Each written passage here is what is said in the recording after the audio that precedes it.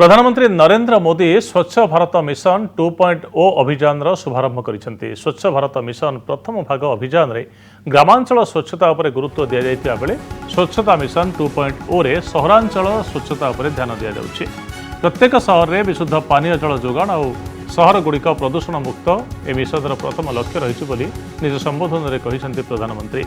ए योजना रे पाखापाखि 10 कोटी 50 लाख लोक उपकृत हेबे और ए योजना पई 2.087 लाख कोटी टंका खर्च होइछे। निज संबोधन में सफाई कर्मी को प्रशंसा करने सहित धन्यवाद जणाइछन्ति प्रधानमंत्री।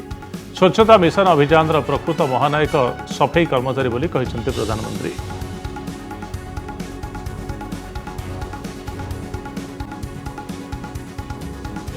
हमारे स्वच्छता कर्मी, हमारे सफाई मित्र हर रोज झाड़ू उठाकर सड़कों को साफ करने वाले हमारे भाई बहन, कूड़े की बदबू को बर्दाश्त करते हुए कचरा साफ करने वाले हमारे साथी सच्चे अर्थ में इस अभियान के महानायक हैं। कोरोना के कठिन समय में उनके योगदान को देश ने करीब से देखा है, अनुभव किया है।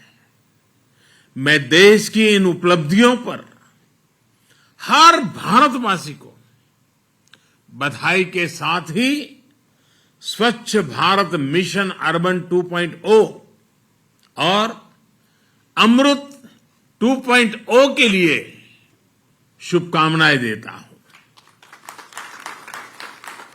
और इससे सुखद ये क्या होगा कि ये नई शुरुआत आज गांधी जयंती के एक दिन पहले ही हो रही है। ये अभियान पूज्य बापू की प्रेरणा का ही परिणाम है और बापू के आदर्शों से ही सिद्धि की ओर बढ़ रहा है। पहले ही कितनी ही महिलाएं घर से निकल नहीं पाती थी, काम पर नहीं जा पाती थी, क्योंकि बाहर टॉयलेट की सुविधा ही नहीं होती थी। कितनी ही बेटियों को स्कूल में शौचालय न होने की वजह से पढ़ाई छोड़नी पड़ती थी। अब इन सब में बदलाव आ रहा है।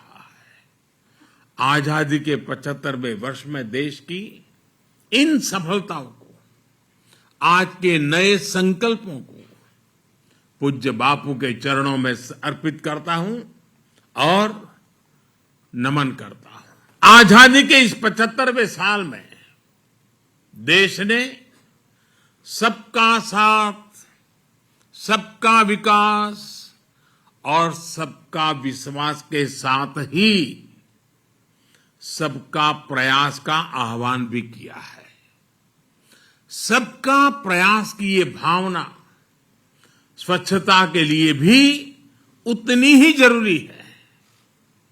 आप में से कई लोग दूर दराज के ग्रामीण इलाकों में जरूर गए होंगे। आदिवासी समाज के पारंपरिक घरों को जरूर देखा होगा। कम संसाधनों के बावजूद उनके घरों में स्वच्छता और सौंदर्य को देखकर हर कोई भी आकर्षित हो जाता है। ऐसे ही आप नॉर्थ ईस्ट में जाइए, हिमाचल या उत्तराखंड के पहाड़ों पर जाइए।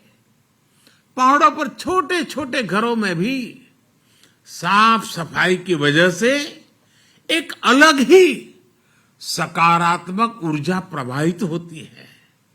इन साथियों के साथ रहकर हम ये सीख सकते हैं कि स्वच्छता और सुख का कितना गहरा संबंध होता है।